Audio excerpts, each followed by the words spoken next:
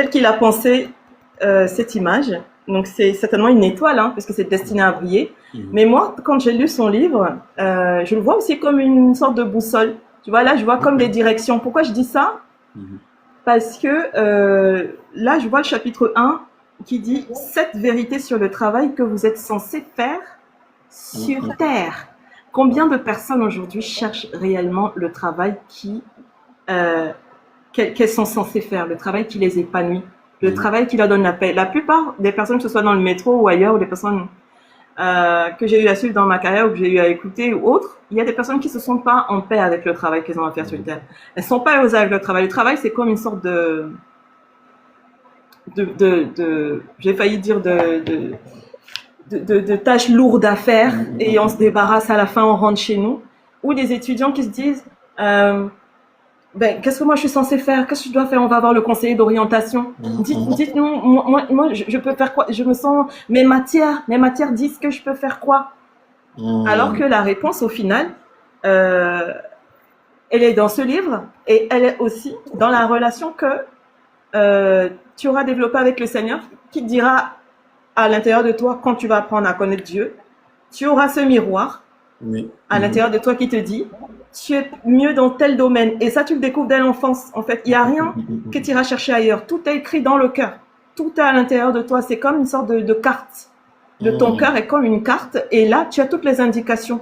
Et même la parole, il le dit, tout est dans ton cœur. Les voies sont tracées dans le cœur. Donc, c'est dire déjà, retourner en soi-même, c'est dire que je faisais quoi quand j'étais petite? J'aimais quoi quand... Voilà. Et ce livre-là aussi, il ramène à ça, à se dire, en fait, il faut connaître son essence, d'où tu viens, ce que tu es censé faire. Et c'est vraiment très, très, très, très instructif. Et l'image aussi qu'il a beaucoup pris, c'est le travail que Dieu a fait pour créer aussi l'humanité. C'est comme une sorte de miroir pour se dire aussi, s'inspirer de tout ça. Et c'est une véritable réponse, en tout cas pour moi. Et je l'ai pris aussi pour partager autour de moi, en fait.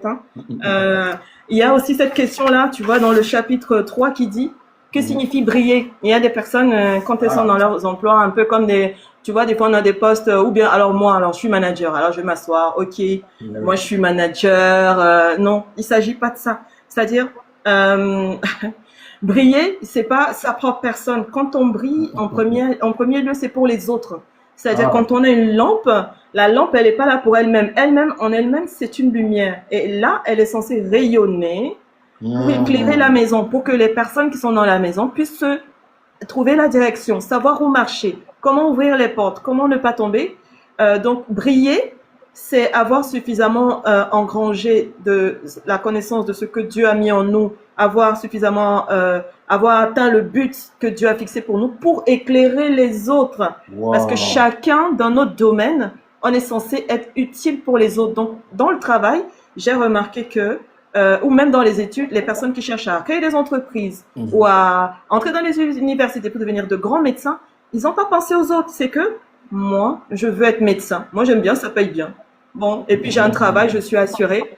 Donc, c'est aussi ça, se dire que briller, c'est pas pour soi-même, c'est pour les autres. Si tu travailles, tu cherches un travail, si tu cherches une orientation, si tu veux créer ton entreprise, si tu es déjà entrepreneur, si tu as déjà ton patrimoine, il faut repenser les choses en te disant que c'est pas pour toi. Et en priorité, c'est Dieu qui te les a donnés, c'est Dieu qui te dirige, tu fais tout ça pour Dieu, mais c'est en réalité pour que tu puisses donner aux autres. C'est pour les autres. Wow. Waouh, waouh, waouh, waouh, waouh, waouh.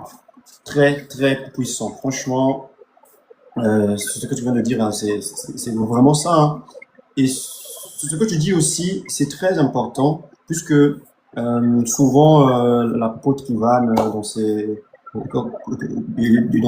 prédications, hein, souvent, en fait, il fait un peu la comparaison avec les super-héros.